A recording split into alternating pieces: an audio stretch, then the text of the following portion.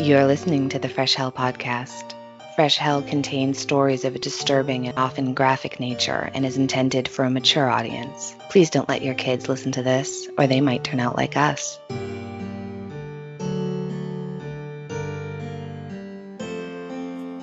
Hi, I'm Annie in New England. And I'm Johanna in Old Austria, and you're listening to your favorite international podcast. The podcast hosted by two women who've never met in real life, but would absolutely help each other hide a body. Metaphorically speaking, of course. Before we start, we'd love to give a quick shout out to our newest Patreon supporters. They are Gypsy Lady, JS, Rhonda, and Simone Reed. I love the name Simone. Thank you everyone so much. We really, really appreciate it. And thank you to all of our listeners. We're so glad you found the time to listen to our little podcast here. If you want to know more about Patreon, what perks we offer, and other ways you can support us that will only cost you a few moments of your time, please listen to the end. That's when we'll get into all of that, because right now it's time to dive into the fifth and final, I promise, part of Lizzie Halliday. If you haven't listened to the previous 4 parts of this convoluted nightmare of a story, please go back. And just keep in mind that these episodes discuss just about every content warning sort of possible. So just keep that in mind. It's a terrible story. It's not suitable for children. Okay. Lizzie and her family immigrated from Northern Ireland, and when she was 15, she married her first husband, Charles Hopkins, with whom she has her only child, Charles Jr. Another love interest of Charles Sr. is possibly her first murder. She spends a few years at Eastern State Penitentiary after burning down her Philadelphia apartment for an insurance scam. It's also around this time that she loses custody of her son, which is a good thing because she's been abusing him. Lizzie would go on to have 6 husbands. She may have killed 4. She for sure tried to poison one of them, and she definitely murdered Paul Halliday. But before she killed him, she would burn down his home as well as his barn, murdering his intellectually disabled son, Johnny. She also stole some horses, which earned her another stint at the asylum. Paul took her back.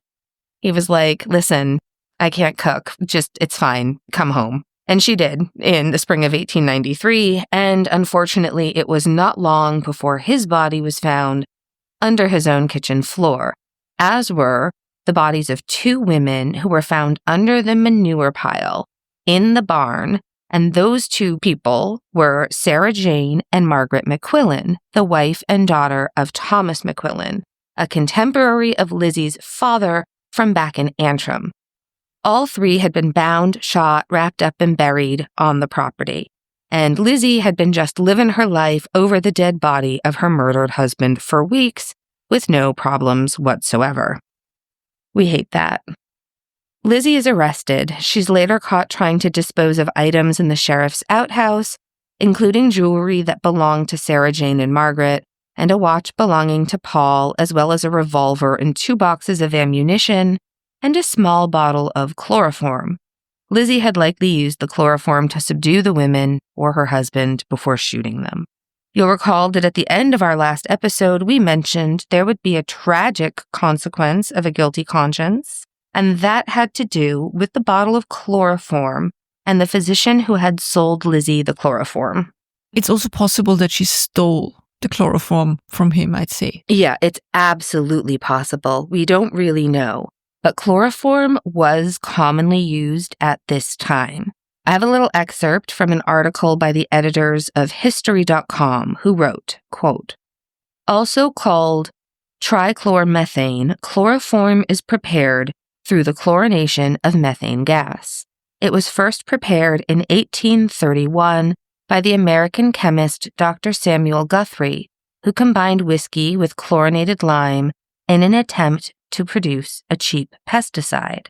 In 1847, the Scottish physician Sir James Young Simpson first used the sweet-smelling, colorless, non-flammable liquid as an anesthetic.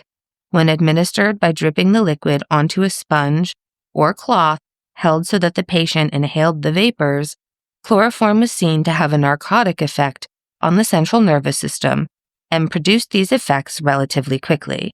On the other hand, there were higher risks associated with chloroform than with ether, and its administration required greater physician skill. There were early reports of fatalities due to chloroform, beginning with a 15-year-old girl in 1848. Skill and care were required to differentiate between an effective dose, enough to make the patient insensible during surgery, and one that paralyzed the lungs, causing death. Fatalities were widely publicized, and the risks involved led some patients facing surgery to decline anesthesia and brave the pain. Still, the use of chloroform spread quickly, and in 1853 it was famously administered to Britain's Queen Victoria during the birth of her 8th child, Prince Leopold. End quote. So, I knew that Queen Victoria was a big fan of chloroform for childbirth. And I know that in the UK, I don't know if they do it in Austria, like gas and air, I guess, is a common anesthesia still for childbirth today. But I don't think you get that here. It's interesting. So, the man who would end his life over the guilt he felt by being an unknown accessory was named Dr. Alfred Bonsteel. And I was able to find an article about his death, and I wanted to share some of it with you. This is from the Wayne County Herald, reprinted from the Middletown Mercury on Thursday, September 28, 1893. The title of the article is, quote, "A Determined Suicide."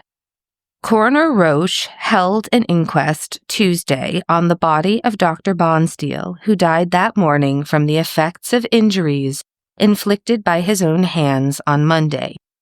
The evidence showed a deliberation on the part of the suicide not often seen. After returning from visiting his patients, the doctor went to his room, and the family heard a shot fired, but were not seriously alarmed. A boy who was about the house looked through and saw him lying on the bed, apparently all right. Later, the doctor came downstairs and talked with his head man, asking the question, "What's the use of living?" No importance was attached to this inquiry, and the man made some joking reply. The doctor then asserted there was no need of himself continuing to live, but even this did not arouse suspicions, as he had often talked of ending his life. Shortly after the conversation, the family sat down for dinner, and the doctor, who was not much for piety, surprised everybody by saying grace. When he had finished eating and was still in his chair, he repeated the word eternity 4 times, and then returned to his room. A second shot was heard, and this time he was found unconscious on the bed with blood flowing freely from his head. The examination revealed that when the first shot was heard, the doctor had shot himself at the back of the ear, and that ball had passed down below his shoulder blade, where it lodged under the skin. He had long hair, which he doubtless had drawn over the wound so it could not be seen by the family. The skin was burned by the powder where the ball entered, which stayed the flow of blood from that part, and the course of the ball being downward, the blood followed it, and there were no external signs of the injury. End quote. It's just so sad. It's so sad. And apparently the doctor had also ingested poison. And I was excited to find this article because I don't know if it was in Kevin Owen's book or wherever I was reading it, said that the doctor had shot himself and taken poison, but it hadn't mentioned any of the specifics. So now it makes a little bit more sense that the doctor wanted to be absolutely sure he wouldn't fail the second time. If the article wasn't clear, he shot himself in the head, but his trajectory was slightly off, and so he sort of grazed himself down the back of his back, and the heat of the bullet cauterized the wound as he was shot. So it's not like he was all bloody. And then he went down to dinner, after dinner took poison, and then shot himself again. The article also makes it clear that his family was in the house and probably a witness to at least some of it, which is just devastating. It's so sad. It's so sad. It's so sad. And it's also like everybody took it as a joke when he was like clearly very, very depressed. So I think what happened was he realized that she had probably purchased or stolen the chloroform from him. And I think when he realized what she had done with the chloroform, he became really upset and very depressed and suicidal. Yeah. And it seems like it had all happened just recently. It wasn't like a long ongoing thing. It was a sort of recent, but obviously he must have said it fairly It's very frequently. sad. Very Yeah. sad. It's just so sad.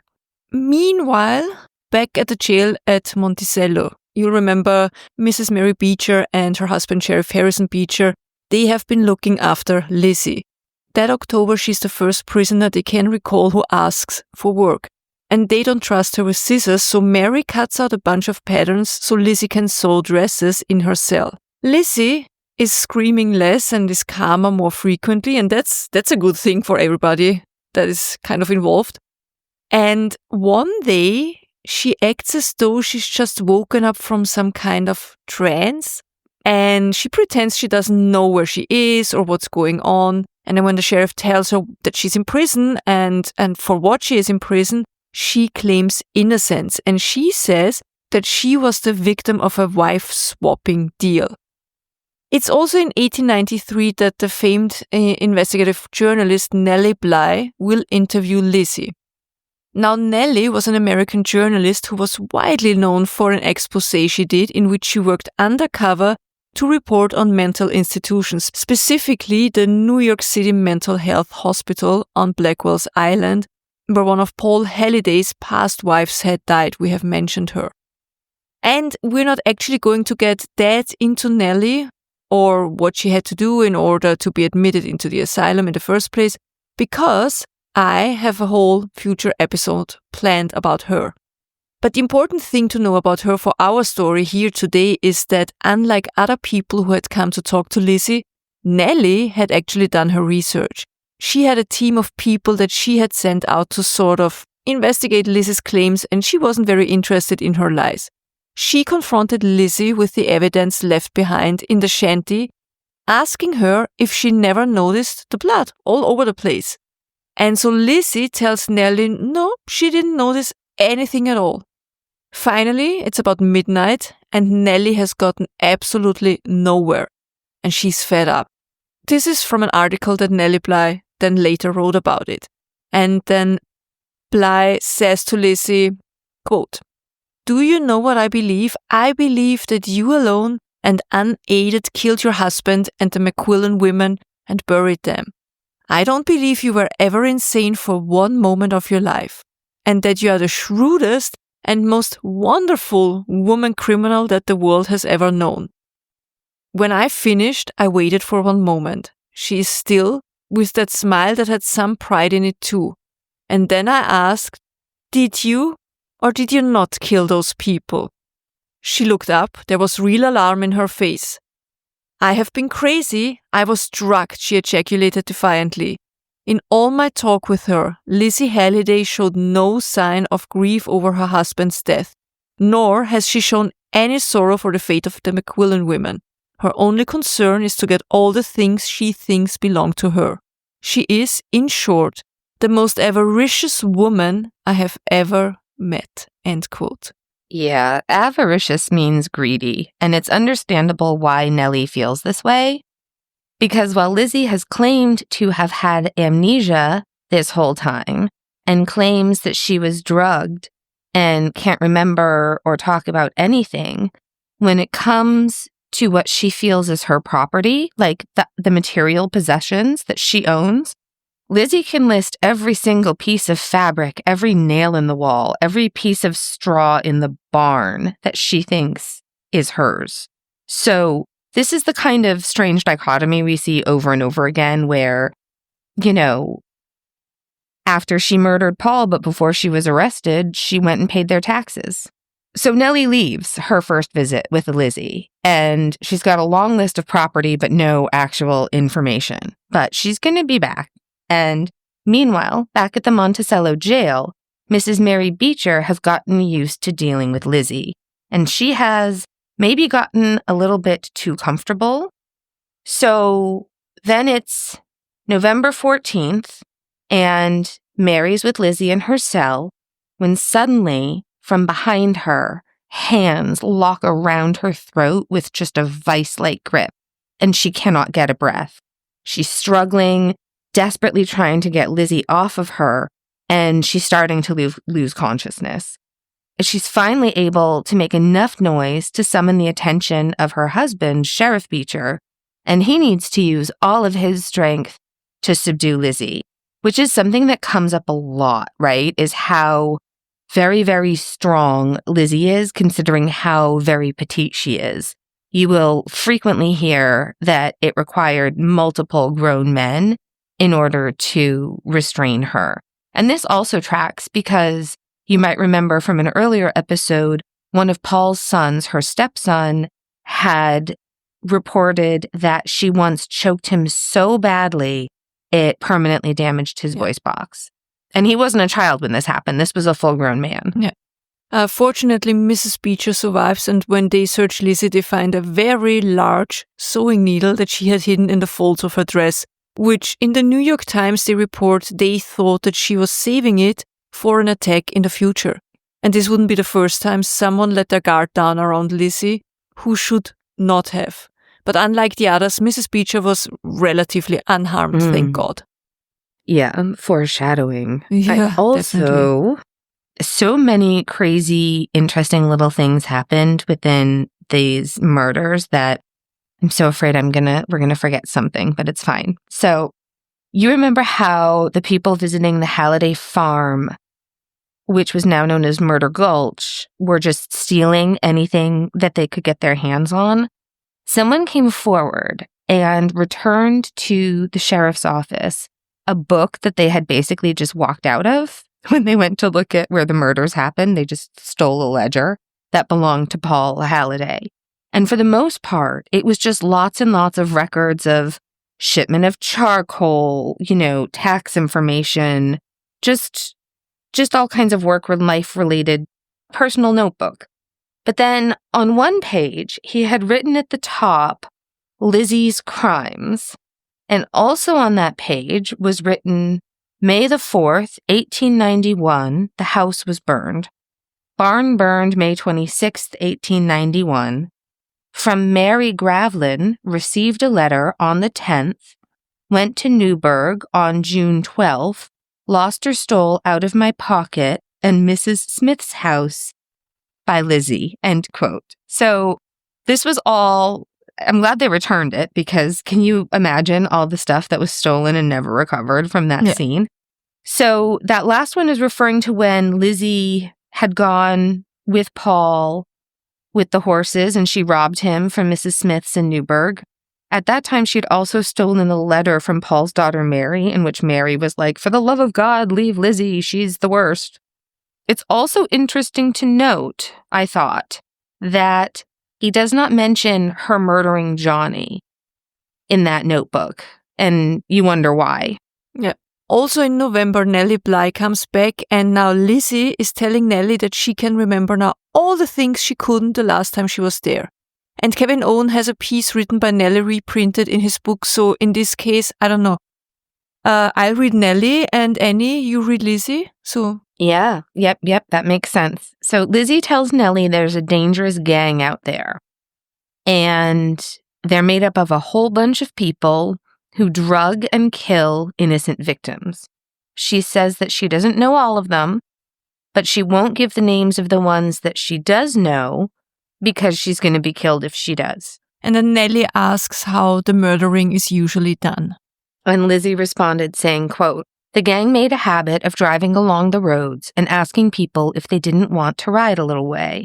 They would then offer them a drink of drugged whiskey, and if a good chance offered, the body was robbed and then left on the road. If not, they were brought to our house. What did they do then? Take all their clothes off and shoot them. Then they would wrap them up. She took a piece of cloth and wrapped it around her hand like a bandage. It could be pigs or anything from the look. Then they would take the bodies, throw them into the lead mines and other hiding places. Tell me about the McQuillan murder. I'm more interested in that. There were more people murdered that night. Who were they? Peddlers, as far as I know. They had packs, and I heard them say that they were peddlers. They were drugged, so that when they reached the shanty, they had to lift them out of the wagon, one taking the head and another their feet to get them into the house. They were drugged so they couldn't move. They were undressed and shot. Where were they shot?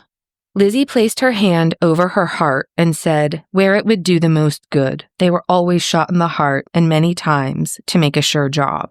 Your husband, the peddler, and the others, the McQuillan women? Yes. And then the sheriff asks Lizzie, why did you kill the McQuillan women? She says, quote, I didn't do it. I was outside looking in the window. I had nothing to do with it. I saw a bullet fired into my husband's heart, and I saw a man pull him over to the corner. The McQuillan women were sitting on the sofa, and then he shot them. Were they drugged? I guess so. They had been drinking. But they were shot after being undressed. Yes. And then they were unconscious. I heard the one moan when she was hit. She opened her eyes and said, My God, did you bring me here to murder me? And Nellie then later writes, quote, when Lizzie told me this, I was thrilled with horror. I knew that she was telling me the death scene of either Mrs. McQuillan or her daughter, with agony that poor half-drugged victim must have suffered at that instant of returning to consciousness, end quote. And it does seem likely that part of that story has to be true, right? Like she's mixing the truth with kind of defending herself there. I think so. I think that's exactly what's going on. Yeah. And something else that came up with Lizzie's conversations with Nellie was all that talk about the murdering of a peddler. There was a lot more back and forth between Lizzie and Nellie, but this was the main crux of the situation. And so this reminded them of the unsolved murder of Samuel Hotz, which we discussed in detail on an earlier episode.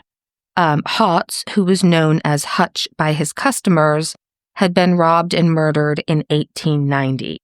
They knew back in 1890 that a man named Levi Rogers was connected to the murder. What they didn't know until now was Lizzie's involvement in it.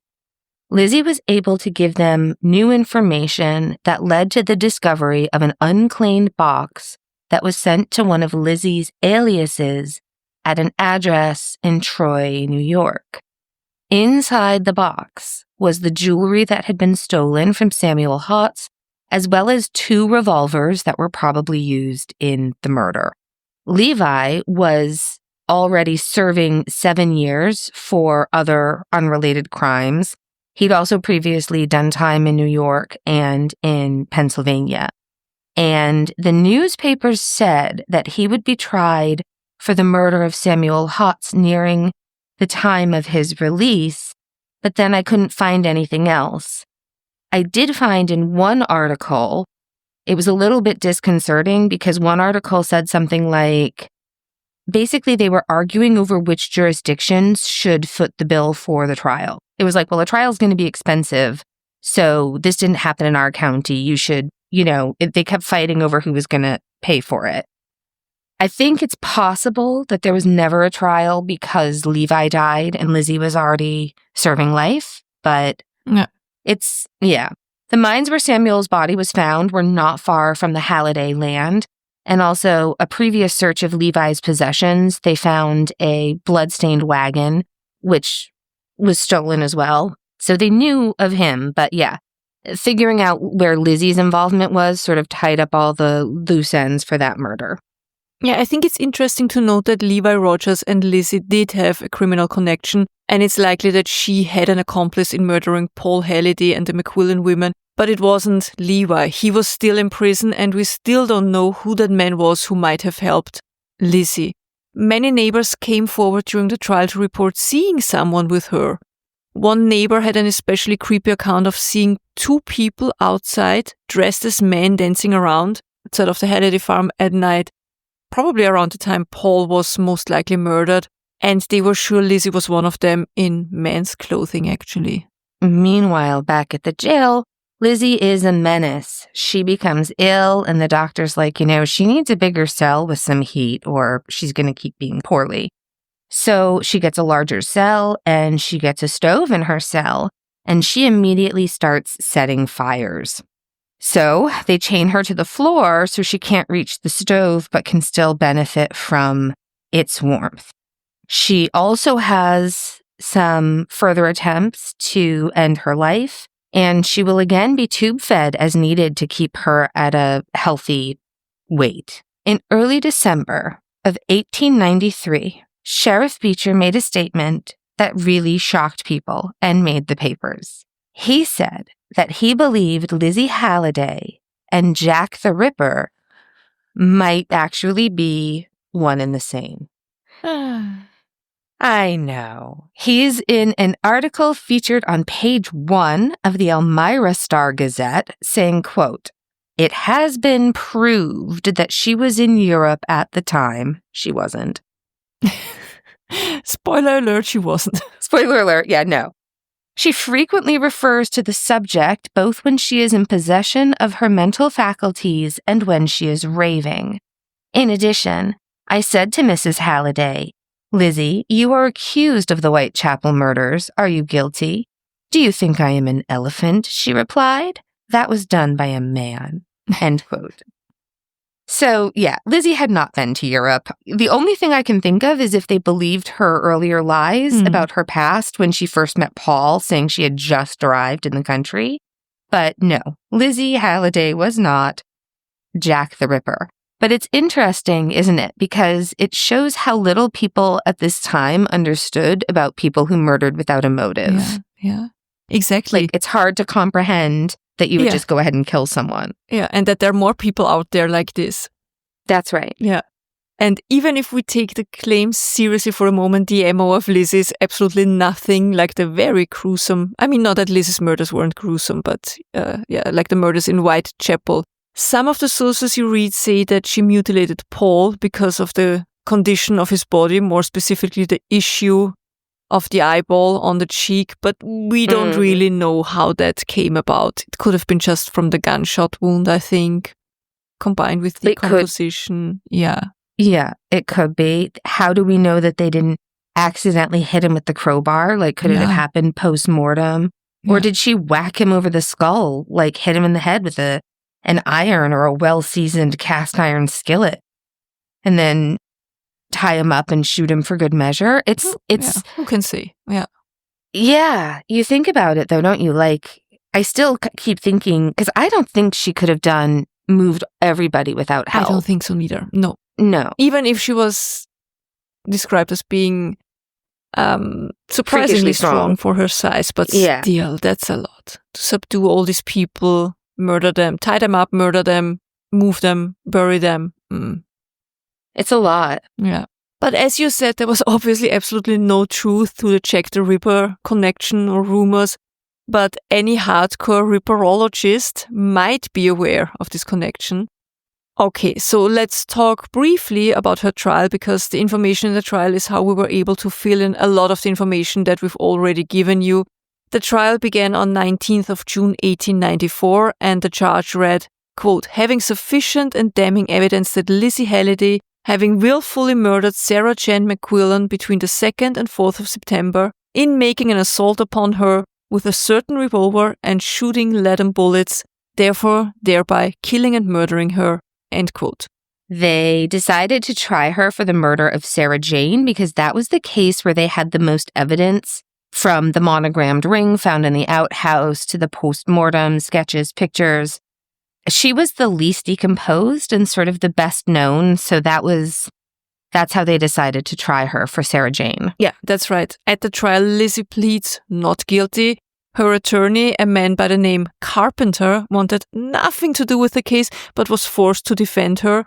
And Lizzie refused to speak to her attorney, and so his only option was to plead not guilty by reason of insanity. And the stakes were high. If convicted of first-degree murder, Lizzie would become the first woman sentenced to die. in the electric chair in America. Yeah, I know Johanna has a really interesting, as you said, Nellie Bly episode planned. I've also started low-key working on an episode about the history of the death penalty. So we're not going to get really into detail here. We'll talk about it more at a future date. We're just going to say that for the electric chair, it was conceived in 1881 and it was first used in 1890. So this is all very new and recent when what's the word? This is all happening at the same time as Lizzie's out there murdering people. So it was used for the first time in 1890, and it was used to execute murderer William Kemmler, who had murdered his wife with a hatchet in front of their 4-year-old child. So authorities at the time thought it would be swifter and a lot more humane than hanging, which, as we've often discussed in previous cases, was often botched. And they thought this would be a lot more swifter. Boy, were they wrong. Kemmler was tortured to death, but as I said, that's a story for another time. Lizzie's trial was 4 years later, and she would be the first woman in this position. Testifying at her trial was Mrs. Carolyn Wright, who we spoke previously about. She was able to point Lizzie out in court as the woman who claimed to be Mrs. Smith from Walden, who had hired Margaret and Sarah Jane, and who she thought was suspicious. Paul's children take the stand to speak about how violent Lizzie was, and also how she had shown off the McQuillan women's rings when they first arrived looking for their father and lied and told them that they were her rings.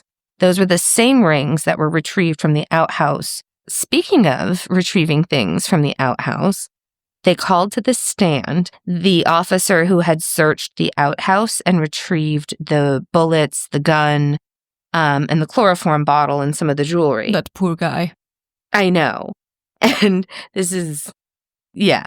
So while he's on the stand testifying that these are the items that he retrieved, he says, I know this is the exact gun because I wrote down my name and the date, and I rolled it up on a slip of, rolled up the paper and put it in the barrel. So I'll go ahead and take that out now so I can prove to you it's the same gun. So he's holding the gun and he's looking, he's fishing around down there with a pen or something, trying to get that piece of paper out. And that's when he realizes the gun is loaded. Ooh. And a hush fell over the crowd because everyone was like, oh, is he going to shoot himself in the face? But he did not accidentally shoot himself in the face, which is good news.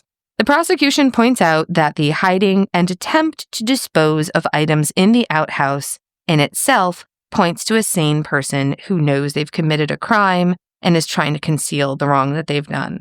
Thomas McQuillan takes the stand.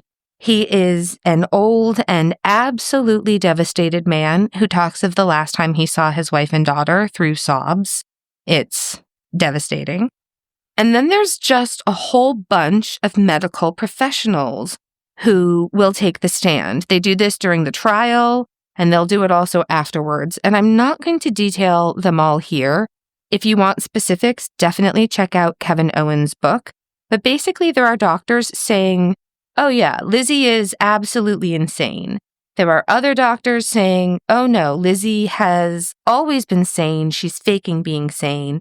And then there are doctors saying she was insane, went to the asylum, was sane, got out, and now she's insane again. So nobody knows, basically.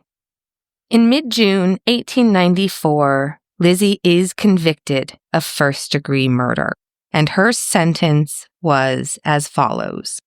Quote, the sentence of the court is that with the week beginning on Monday, 6th of August, 1894, at the place within the state of New York designated by law for this purpose, the punishment of death being inflicted upon you by causing to pass through your body a current of electricity of sufficient intensity to cause death, or by continued application of such current until you are dead. End quote. So Lizzie's deflated, she's sort of hiding her face, and he's taking her back to jail, and maybe Sheriff Beecher is feeling a little bit sorry for Lizzie, which is a shame because he lets his guard down.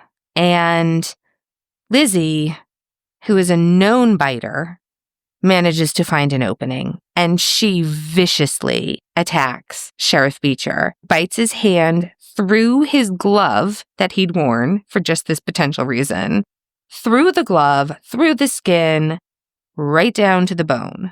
Articles at the time refer to it as her poisoned bite because he developed a horrific infection that almost cost him to lose his arm from the elbow down. It was really very gnarly. Yeah, I mean, especially back then, but even today, people really underestimate how dangerous bites, not only by animals, can get. Oh, the infections are no joke, seriously. No.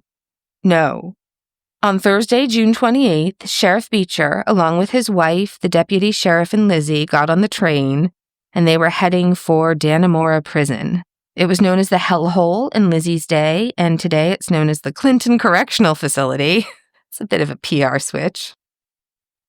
This is where Lizzie would be transferred to await her execution, and it was a really hotly debated, I should mention, this kind of made me laugh, it shouldn't, but she was pretty good on the train. Like, she didn't really cause too much of a fuss, except I think one of the articles I read said that every time the train went into a tunnel, she just screamed at the top of her lungs, this like blood-curdling scream. That's fun for everyone else on that train. So yeah, this is where she was going to be awaiting her execution, and nobody knew how they felt, really, about executing a woman. The Sheriff Beecher, the long-suffering Sheriff Beecher and his family, he was quoted as saying, quote, "It would have been impolitic and unsafe to acquit the woman on the grounds of insanity, as previous experience has shown that her confinement as a lunatic would only have been temporary, and she would have been ultimately let loose again to prey on society and commit more murders. I have lived in hourly and daily dread of murderous violence to some member of my household. The woman is as quick and treacherous as a cat, and precautions are necessary to prevent her from doing mischief. It will be the happiest day of my life since my election when I arrive at Dannemora and shall have turned over that woman safely into the hands of the warden of the prison. I shall take some pleasure and comfort in life when I return to Monticello," end quote. These poor people. Like, I feel really bad for them. I know. It was a long time. It was long. Yeah. So, on 16th of July, 1894, Governor Flower pardons Lizzie, commuting her sentence to life in prison. And the reason he does this is likely due to his discomfort of having a woman slow-roasted on Old Sparky on his watch, and also because a panel he put together finds that she is insane. And ironically, Flower says it's safer to imprison her rather than putting her to death. Which is ironic, because she isn't done killing. The other thing, part of her testing, when Governor Flowers wanted to prove that she was insane, he impaneled like a commission to investigate to see whether she was insane now. Like, even if she was viewed as sane at the time of the murder, was she now insane? Because obviously you can't put to death someone who is currently insane. That would be cruel and unusual. Like, he just doesn't like the idea. And well, the funny thing is, during this commission, one of the things that we have a picture of is somebody came in to do phrenology on her, to study the shape and size and bumps of her head. And they did a cast of her head, and there's all this, they talk about it like it was decided that the odd shapes and deformity of her head probably led to her being, like a sociopathic killer. And then they were like, but it should be noted that it could also be because of her hair, which was tucked up underneath the bald cap. You think? You think it was her long hair tucked up under the bald cap before they took the impression? We got pictures of that. Phrenology is really something else. It's great. So Liz is transferred to the Matteawan Asylum in 1894, and she's furious about it, and she wants to go back to prison. She initially has her usual antics, yelling and screaming throughout the day, being relatively filthy in her habits, as past sheriffs and wardens had noted. She would use the floor of her cell as a toilet or use her head and then put the head on her head. That is fun. That's a classic. you have to get tired at some point. So over time, she became a little bit more calm, and she also befriended another inmate named Jane Shannon. And in newspaper articles, she's described as being from Ogdensburg and homicidal. But we searched and we couldn't find details of these previous murders Jane Shannon had committed. One day in early September of 1895, Lizzie and Jane are assigned to clean one of the bathrooms at the asylum, and they use this opportunity to strike. They hide in the bathroom and wait for one Mrs. Catherine Ward, a pretty popular attendant at Matteawan that both Lizzie and Jane hated. And Jane hid in a tub, and Lizzie was tucked away in a corner when Kate entered the room for a towel. And she reached down for it, and she was suddenly aware of someone behind her, and before she could react, she felt hands around her throat, like a wise grip. It was Jane, and a struggle ensued, and suddenly Kate is on the ground with Jane straddling her, and Lizzie takes that hand towel and shoves it into Kate's mouth as a gag. But she keeps shoving and shoving until it's down her throat, and she can't breathe. And she's about to lose consciousness, which she knows will be the absolute death of her. And so she manages one last desperate lunge for the door, and it opens. And immediately people realize what is happening, and Kate is saved just in time as attendants and inmates rush to her aid. The warden, Dr. Allison, would say to the press that this was one of many escape attempts, but it is thought that the motive wasn't escape, but murder. But saying it was an escape didn't make the place so violent and so bad. And over the next years, there would be the occasional report in the papers about her when she was around age 41. Reportedly, she had all her teeth pulled, saying they hurt her, but the dentist said that many of her teeth were absolutely healthy. It's weird, the snippets that you find about her, like she went to a play, she got dentures. In 1901, Lizzie decided to apply for her late husband Paul's military pension as his widow. The audacity. I mean, the real bitch of the situation was there was no law preventing her from doing that, even though the reason he was dead was because she had murdered him. A law was enacted shortly after this to prevent it from happening again. But yeah, the audacity. I don't know whether she actually got the money. I'm afraid to say I think she did. Probably. Yeah. Okay. Now we need to talk about Nelly Wickes. Her murder, I think, is the most brutal murder because, unlike the murders previously, in this case, we know exactly what happened and how she suffered. I did find an article that was published in the Brooklyn Eagle on September 28th, 1906, and it was on page 9. The title of the article was Victim is a Local Girl. And it had a lot of information that I had not found anyplace else. And so in this article, it says that Nellie's real name is not Nelly Wickes, but Nellie Dunn, and that her father was John Dunn from New York City, which is where she was born. But by the time Nellie was 4 years old, her father had already passed away, and her mom married Captain Wickes.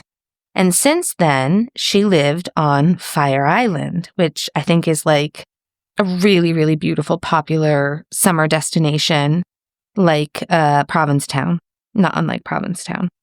Her stepfather, Charles E. Wickes, he was the keeper of the light-saving station on Fire Island, and that's where she lived from the age of 4. I love that. Isn't that great? Yeah. She was educated in Bayshore schools, and 2 years ago, she had gotten a position at the Manhattan State Hospital in Central Islip, but then she was transferred to the Matteawan Asylum, where she was she'd been there for about a year. Nellie really enjoyed her work. She had been made head of the ward Lizzie was in. She was only 21 when all of this happened, so I think she's clearly found a calling. And life was really going well for her. She met a man and wanted to get married, and she had plans to go back to school to complete her full nursing degree, and she wanted to work in a hospital.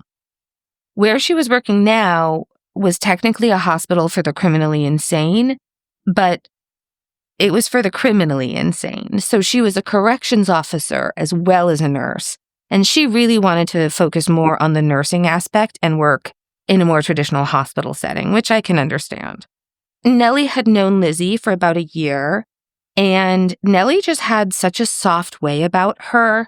She was able to communicate with Lizzie and get Lizzie to trust her in a way that other people hadn't been able to. And Lizzie really seemed to do better when Nellie entered the picture.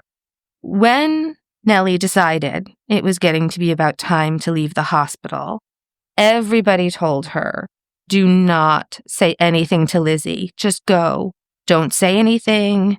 Just leave. But Nellie thought that they had such a close bond and such a strong rapport that it would be okay. It was not okay. On the day Nellie told Lizzie that she was going to be leaving to go back to school, Lizzie looked her in the eye with flat, dead eyes and said, I wouldn't try it. I wouldn't try it. Nellie had planned to leave the first week of October, but she never got the chance. Early in the morning on Thursday, September 27th, 1906, Lizzie watched as Nellie opened up a storage room, and Lizzie was right behind her. As Nellie walked in, Lizzie was rushing in behind her, shoving her into the room and knocking her down, which really stunned Nellie. Lizzie took the key from her and locked the door behind her, leaving the key in the keyhole.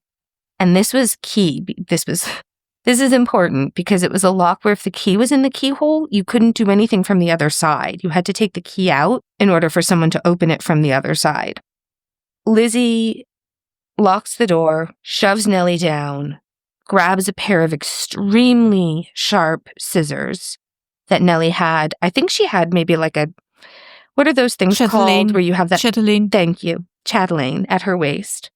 And she begins to stab Nellie. Nellie is screaming for help. She is screaming in pain. She's screaming in terror.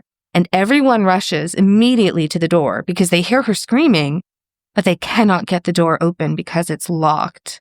It's like something out of an actual horror movie. And they have to find someone strong enough to actually break down this door. And the whole time this is happening, Nellie is screaming. And over time, it starts to get more and more faint. Finally, they break down the door and they pull Lizzie off Nellie, who was still alive, but barely. Lizzie stabbed Nellie a total of 200 times. She had some defensive wounds on her hands and her arms, but the overwhelming majority of the stab wounds are located on her face and neck. Horrifically, when they pull Lizzie off of her, Nellie is still alive. She's rushed into surgery, but she would die soon after because of the massive blood loss. Nelly Wickes would die at around 7:45 a.m. and is now remembered as the first female law enforcement officer killed in the line of duty in the United States. As for Lizzie, when Dr. Lamb, the superintendent of the asylum, asked her why she had done such a thing, she responded, "She won't leave me now," and laughed maniacally. So, this is horrible. Like, I remember hearing the name Nelly Wickes, like somewhere, read it somewhere, probably as the first female law enforcement officer who was killed in the line of duty, but making the connection when we started researching this case, this is it. This is why there's so many parts to this episode, because it's so much. It's just so much. And again, here, I think we see that attachment issues again. Like, she's not letting this person leave her. No. She has real issues with that. And this kind of violence against nurses is also a kind of a contemporary problem, and one I know a lot of the nurses in my life are really passionate about. So if you want more information on nurse abuse, please take a look at the American Nurses Association or whatever national nursing association applies to you. And I can pretty much guarantee you'll find ways in which you can help support nurse safety. Because this was just... she let her guard down. It just happens over and over again. People get to a point because she's so tiny. She's so petite and so small And people it's human nature, right? Definitely, yeah. The attack on Nelly Wickes would not be Lizzie's last assault on staff at the asylum, but as far as I know, it is the last time that she murdered somebody. After Nellie's death, a lot of the staff were really, really upset because, and understandably so, that Lizzie wasn't going to be charged for her murder. But there was no point in having a trial because she's already in an asylum for the criminally insane. Yeah, that's just a waste of taxpayer money. I remember we had it in other cases already, yeah. Yeah. As infuriating and upsetting as it is, there's also some point to it, I think. Right, of course. I do understand that, yeah. And so what they ended up doing is they actually got special permission from the Council on Lunacy, I think is what it was called at that time. I remember reading the newspaper and thinking, oh, geez, that's okay. And they got permission to move Lizzie into pretty much full-time solitary confinement. And they locked her up in the hole, in the underground dark space, for literally years and years and years. The next time she sees the light of day, it's 1911. So 5 years in the dark.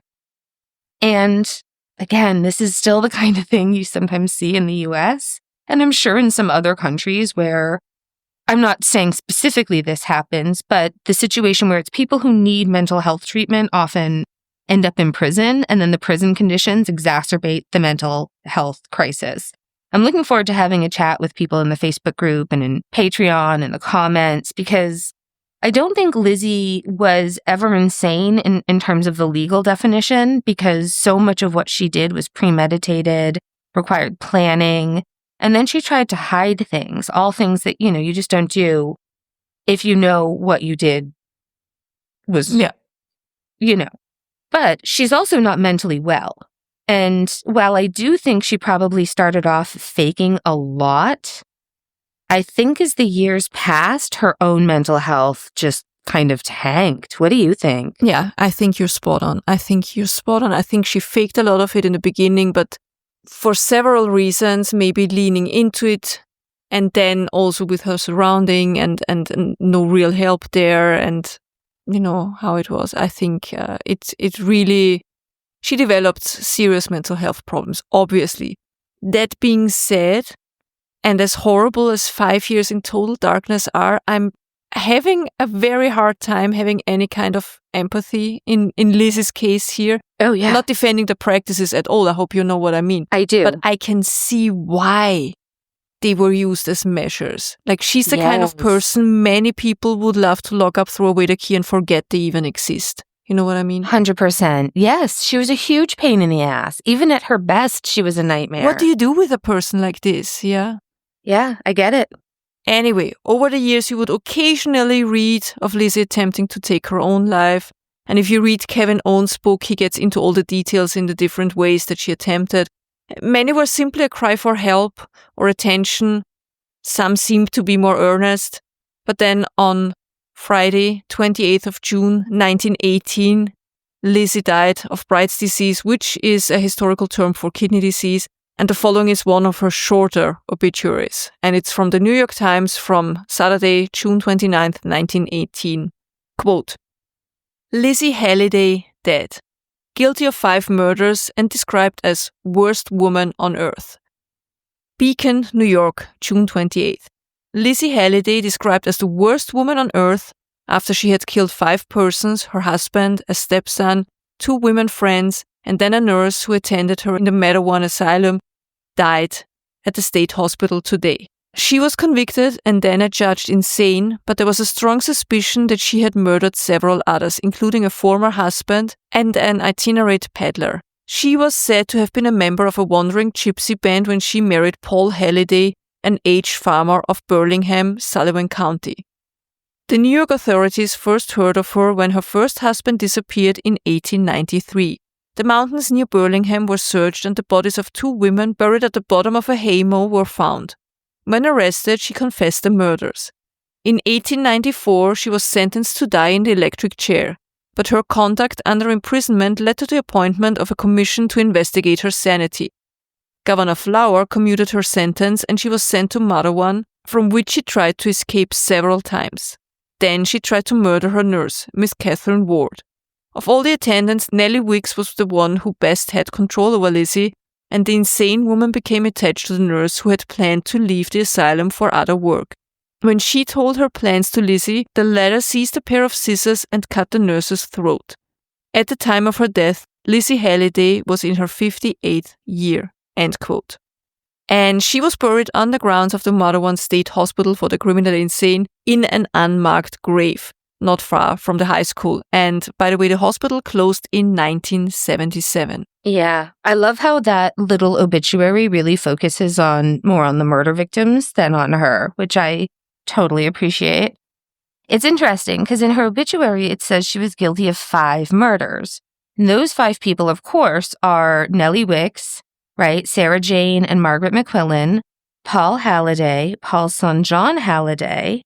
They don't mention the fact she was suspected of murdering the housekeeper her first husband had been scamming. Yeah. They don't mention her being a suspect in the death of her first husband, Charles, or in the death of her husband, Artemis, both of whom had family members who thought Lizzie had poisoned and administered an overdose to them, respectively, right? Yeah.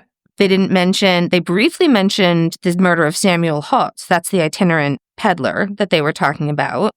And we do know she was at least part of that crime. There was a young boy that went missing in the neighborhood, yeah.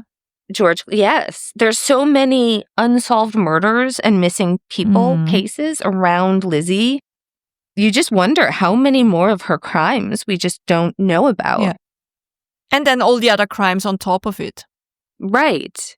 So much. This was one busy lady. She was such a menace. She's the absolute worst. That's it. That's Lizzie Halliday. That's it. That's it. I hope you can all understand why it's 5 episodes now, because I don't know what I would have cut out and not mentioned. No. I probably could have done 4 if I had done absolutely no recaps. But you need a recap. Yeah. Got to do it.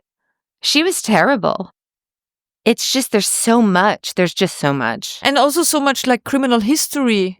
Like the first woman to be sentenced to die on the electric chair. The woman who killed the first female correctional officer. Yeah. Law enforcement officer. Yep. Yeah. That's right. Yep. A lot of firsts. Yeah. This is crazy. This is I know. Wild story. Yeah. That is the long, twisty tale of the crimes of... I mean, Lizzie Halliday isn't even her name. Margaret McNally. Eliza Margaret Maggie McNally. Yeah. It's wild. That's it. All right. Do you have something good? I do. I recently had a really, really nice visit with my birth mom and my aunt. And my sister and Misty came with me, and we just went and visited them and had a really nice, relaxing, crafting sort of girl bonding time. And it was so nice. It was so, so nice. I love it. Yeah. Yeah. How about you? I know what yours is. My something good this week is my mom. Oh my God, guys. Last week, Annie knows it, I kind of fell off the face of the earth for a couple of days. She did. So what happened was I went to a nail appointment, and during the nail appointment, like I was great when I went there and everything was fine. And during the nail appointment, my stomach started to feel a little bit iffy, right? And so I went home and I was like, maybe I had a salad for lunch. Maybe like there's something going on food poisoning wise. And I called my mom and I said, I'm going to lie down. I'm really not feeling well. I think I have food poisoning. And she's like, I'm going to come over later. So my brother took her over later. And I swear to God, I started vomiting everything. And I was sleeping. And then I had a really high fever, 41 degrees Celsius. And I looked it up. I think it's 105 degrees Celsius. That's Fahrenheit. too high. Is it 105 that's degrees Fahrenheit? Something like that. You do the conversion, guys at home. It's too high. It's too high. And then it was the middle of the night. And I was so glad my mom was here because I kept throwing up the whole night. I couldn't keep water down. Oh, honey. And then I realized at some point then my mom called the emergency line from the ambulance, and we have this kind of emergency doctors here that you can call and kind of talk to them the symptoms. And they were like, yeah, if the fever doesn't go down in like this and this many hours, I don't even know how many, like 12, I think, or if the symptoms don't go down, we have to go to the hospital. And if I'm dehydrated, then we have to call immediately and they're going to come and, whatever. And then I realized the next day, because then I was shaking and it was horrible. It was norovirus. It was so bad. And I don't know, at one point I'm kind of was clear enough for a moment, and I wrote to Annie. I said, but first I wrote it, I think I have food poisoning. I don't feel well. And then the next time you heard from me was like 24 hours later. I'm like, it's norovirus. I'm dying. It's norovirus. I swear to God. I've at one point when you feel so sick, I was ready to step in front of the pearly gates. I'm like, this is it. That's it. It can't get any worse than that. Yeah. And then 2 days later, I was like, I was still weak, but the worst was over and the fever kind of died down. But the good thing was for me, my something good is my mom, because she stayed up with me the whole night and she did everything for me, and she took care of the dogs and she took care of me, and she made me chamomile tea. And I don't know what I would have done without her coming by and staying with me, being next to me. I am so glad that you're feeling better. I'm so glad, but it was horrible. I was like, oh, it's the worst. It's been a long time, knock wood, since I've had it, and I'm it's the worst. Yeah. So I'm so much better now. Good. Good. All right. I think that's it. That's it. If you enjoyed this episode or any of our other episodes, please do us the huge favor, go to your podcast app and leave us a rating and or review. Patreon, we have the 4th episode of Welcome to Chippendales already available for our murder tier patrons. And guys, we are having so much fun with this show, and I think it shows in the videos. It's so much fun. I think so. Yeah. And you can watch that. You can become a subscriber for early access on Spotify and on YouTube. That also gives you a little bit of other content.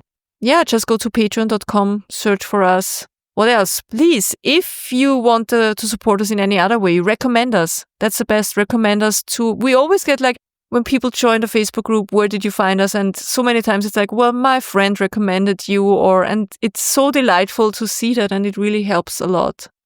And send us an email, freshhelppodcast@gmail.com. We got so many great case suggestions lately. If we don't answer you or we forget or we don't answer you immediately, we read them all, and you are all amazing out there. Like, we read all of your emails. And I already took one of the suggestions we got from one of our readers, and it's going to be in the next couple of months that we're going to do an episode on that one. So nice. That's exciting. Yeah. Yeah. We also want to know what our patrons think about some of the ideas we had in our most recent episode that we were sort of playing with. Annie had some really good ideas. Really good ideas. Maybe good. We'll see. And that's it. Please tell your pets. Oh, pets. When I was so sick, like Jam can be the most annoying dog. Seriously, he wants to go out. He wants to get something to eat, and he's on this strict timetable. And if I'm like 5 minutes late to give him his kind of bull stick, he's really intense. But when I was sick, the only thing he did was lying next to me sleeping. Baby. He's such a good boy. I love him so much. He knew you did not feel well. Yeah, he knows. And the moment I felt better, he started to get whiny again. Like, seriously, he even, when he wanted to be let out in the morning, he didn't even try to wake me up. He went to my mom immediately, like directly to my mom. Oh, he's such a smart boy. Beanie wouldn't care. Beanie would step on your throat. So yeah, be kind to your amazing pets you have at home. Love them, cuddle them, let them sleep in your bed if you can, if they want to. Be kind to them, be kind to your fellow human being, and most importantly, I always say most importantly, not most importantly, also very important, but very, very hard. Be kind to yourself. Listen, it's important, but it's not the top. It's somewhere in the range of... Just don't forget to be kind to yourself. Don't forget. That's it. Yeah. And just remember, if you're going through hell... Keep going. Tschüss. Bye.